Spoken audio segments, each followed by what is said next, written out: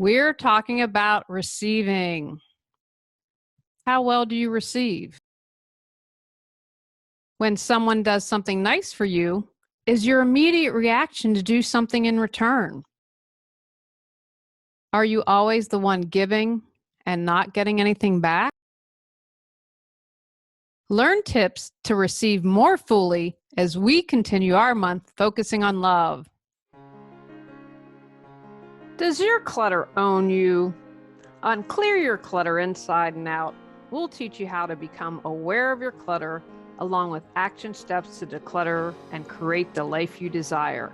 Come on, let's get started. Today's episode was inspired because for most of my life, I couldn't receive. I always felt like I had to give. Through a lot of work, I realized that came from not feeling worthy, not feeling good enough, not feeling loved. And then someone one day said to me, how can I expect to create what I desire when I cannot even receive what is being given to me? That was a huge aha for me. I could never receive a compliment. I'd brush it off. Or if someone did something or got me something, I felt obligated to give right away in return. In addition to that aha moment, meeting my husband was a huge support in learning how to receive more. I had never before been in a relationship where the give and take was so balanced. We really aren't taught to receive, at least I wasn't. Maybe in a super enlightened or aware household, but I have yet to meet someone who talks regularly with their kids about receiving. And if you do, hats off. Can you receive a compliment? Or do you wave it off and immediately recite all your faults? If you get a gift, do you feel you need to give something immediately in return? If someone is kind and offers to support you, do you shoo them away? Why do we struggle to receive? Like anything, you can learn how to do this and simply need practice building your muscles. For some, giving more could make them feel like they are in charge and in control, while receiving could make them feel out of control. How many of you out there feel the need to be in control all the time? I used to be in control. I've learned through life, I'm not the one in control. I only have control over how I respond, what I think, what I say, what I do. Can't control my husband, can't control my clients, definitely cannot control the cats. When you learn to lighten up and realize that, you can find more peace. How do we receive more? Know you are good enough, worthy, and loved. I believe it all boils down to this. You are good enough to receive. You do not need to do anything to receive. And if someone tells you otherwise, skip town. You are as worthy as anyone to receive.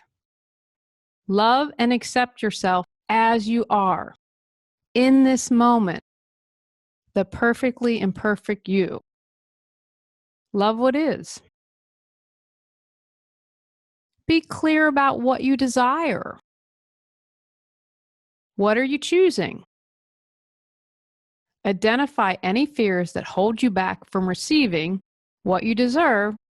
Then work on releasing those fears so that you can embrace your desires more fully. When your fear comes up, have a conversation. Ask whose voice is that. Dismantle your fear and get to the truth. What kind of giver are you? Do you truly give to others with an open heart and freely? Or do you have another motivation? When do you give from love or from an expectation? Are the expectations coming from you or others? Examine the gifts you give and figure out what motivates you. Are you giving out of obligation or to make yourself feel better? Do you give and really expect to receive? That's not a really great place to give from. Give from your heart. Compliment someone without expecting anything in return. Practice giving openly. Remember, what you put out, you get back. Feel stuck but have no clue what you need to do to move forward? Would you like to feel energized and excited every day? Are you ready to create the life you desire? Julie Coraccio supports you in finding the answers within and then taking action to make changes happen. Visit reawakenyourbrilliance.com to learn how Julie can support you with life coaching. When I don't give from my heart and from openness and give from a need that needs to be fulfilled or obligation, I am exhausted. Giving from a needy place creates resentment, feeling like a victim, and anger. Giving from a full heart is loving, joyful, and fills me up.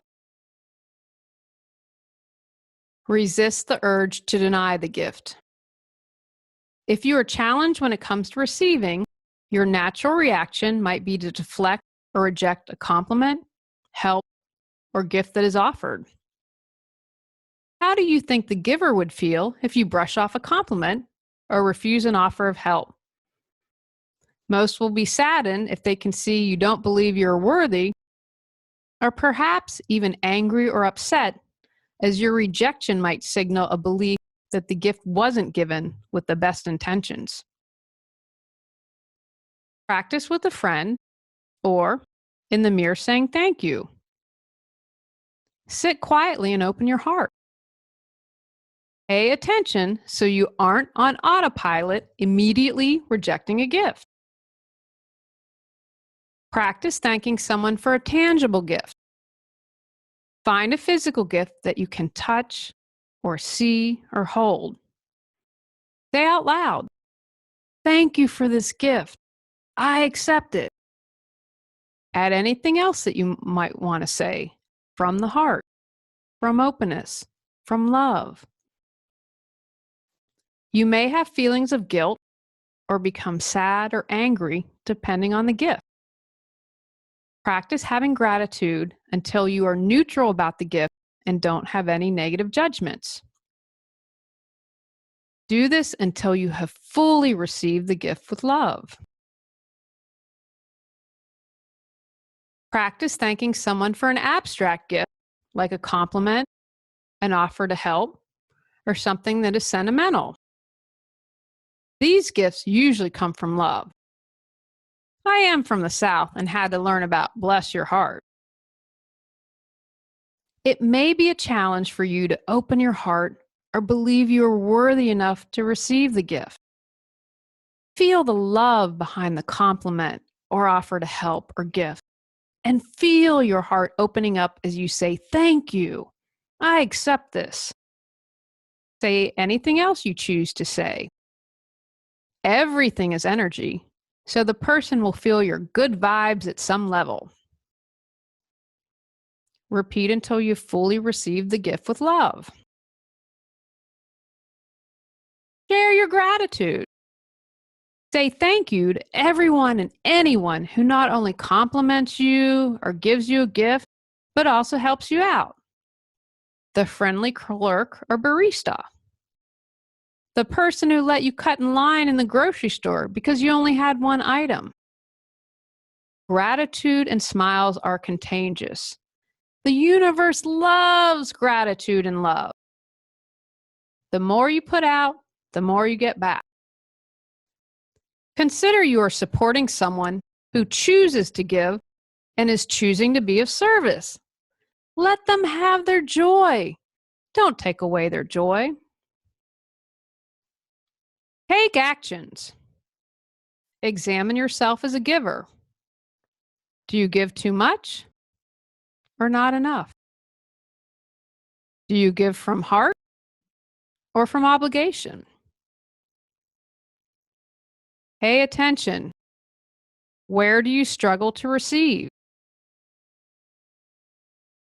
Practice receiving. Use a mirror and say thank you. Practice sharing from the heart. Practice coming from a place of openness. Share your gratitude with people in any way, shape, or form that is comfortable and genuine for you.